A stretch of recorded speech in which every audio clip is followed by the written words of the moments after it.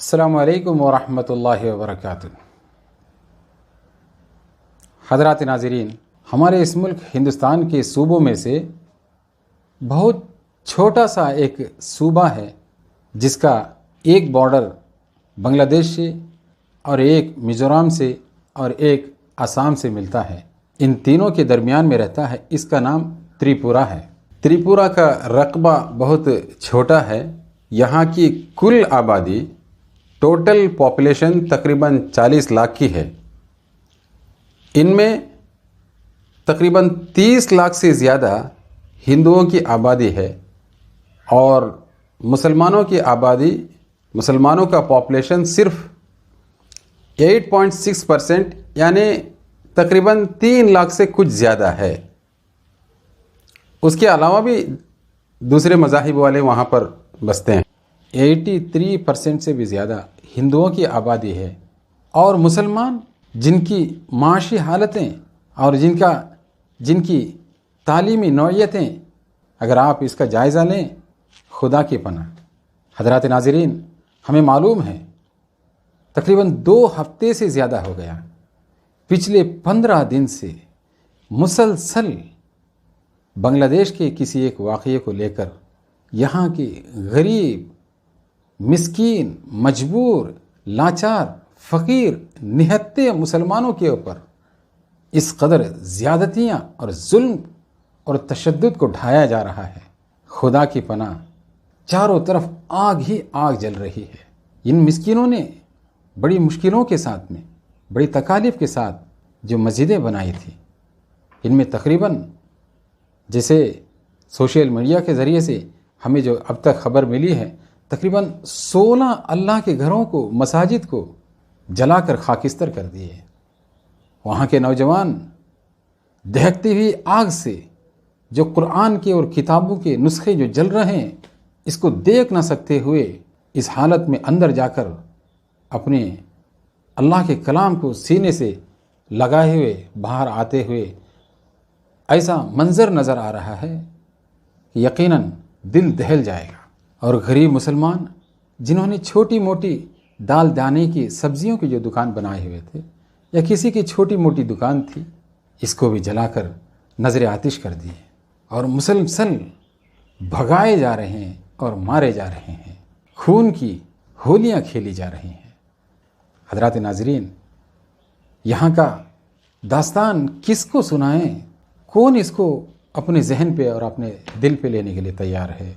بیچارے ہزاروں کی تعداد میں، پتہ نہیں اس وقت وہاں کا موسم کیسا ہے، ہزاروں کی تعداد میں مسلمان آسمان کو چھت بنائے ہوئے ہیں اور زمین کو بچھونا بنائے ہوئے ہیں، جن کی روزگار سب کے سب ختم ہو کے بھوک سے کھانے پینے کے لیے بل بلا رہے ہیں، اور بچے دودھ کے لیے تڑپ رہے ہیں، اور بیمار اس انتظار میں ہے کوئی اللہ کا بندہ فرشتے کے شکل میں آئے اور آنے کے بعد میں ہماری بیمار پرسی کرے، ہمارے لیے دوا دارو کا انتظام کرے۔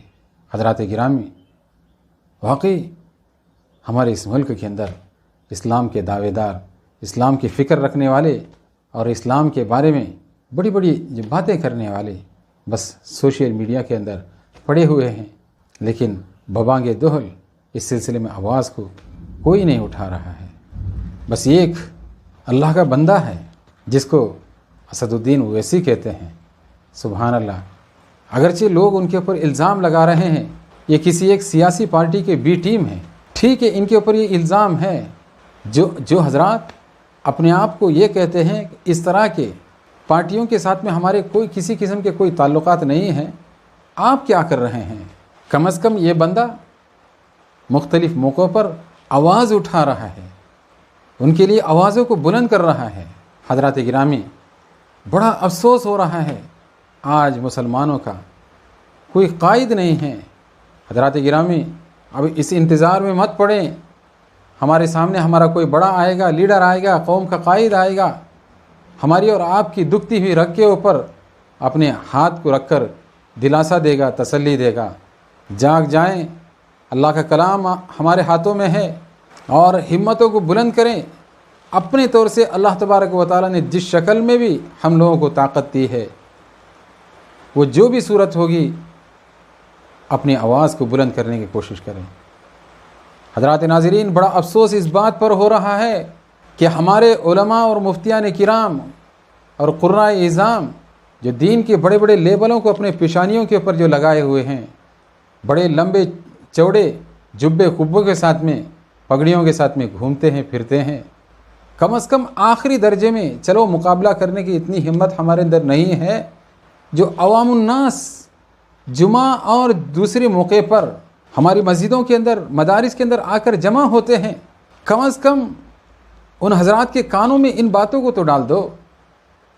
اور وہ غریب نہتے مجبور اور ناچار مسلمان اس حادثے کے شکار ہو کر شہید ہو گئے ہیں، اور جو نہتے ہو کر قسم پرسی کے عالم میں، پریشانی کے عالم میں تریپورہ کے اس میدان کے اندر جو پڑے ہوئے ہیں، ان کے لیے اللہ کے دربار میں ہاتھ تو اٹھاؤ، ان کے لیے دعا تو مانگو، اور لوگوں سے درخواست تو کرو کہ تہجد کے موقع پر، دوسرے موقع پر جب بھی آپ کو موقع ملے، جس طریقے سے آپ اپنے لیے اور اپنے بیوی بچوں کے لیے مانگتے ہیں، کم از کم ان نہتوں کے لیے کہ 2 الفاظ اللہ تبارک و تعالیٰ کے سامنے جو پیش کیجئے۔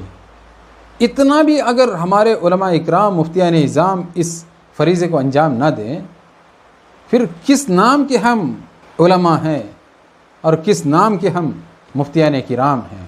حضرات گرامی، دعا کریں کہ اللہ تبارک و تعالیٰ ہمارے پتھر دلوں کو پگھلا دے اور دوبارہ اس احساس کو اپنے اندر جگا دے، اور جس طریقے سے ہم اپنی اور اپنے بیوی بچوں کی اور اپنے گھردار کی کاروبار کی فکر کرتے ہیں، ایسے ہی سرکار مدینہ صلی اللہ علیہ وسلم کے سچے امتی ہونے کا ثبوت ان نہتے مسلمانوں کے حق میں کچھ نہ کچھ کر کے پیش کرنے کی توفیق عنایت فرمائیں۔ اور تریپورہ کے جو مسلمان ہیں، غریب ہیں، نہتے ہیں، اللہ تبارک و تعالیٰ آسمانی اور زمینی مددوں سے ان حضرات کو مالا مال فرمائے، اور ان کے لیے زیادہ سے زیادہ دعائیں کرنا اور ان کی خدمتیں کرنے کے لیے اپنے آپ کو پیش رکھنا آسان فرمائے۔ آمین یا رب العالمین، وآخر دعوانا ان الحمد للہ رب العالمین۔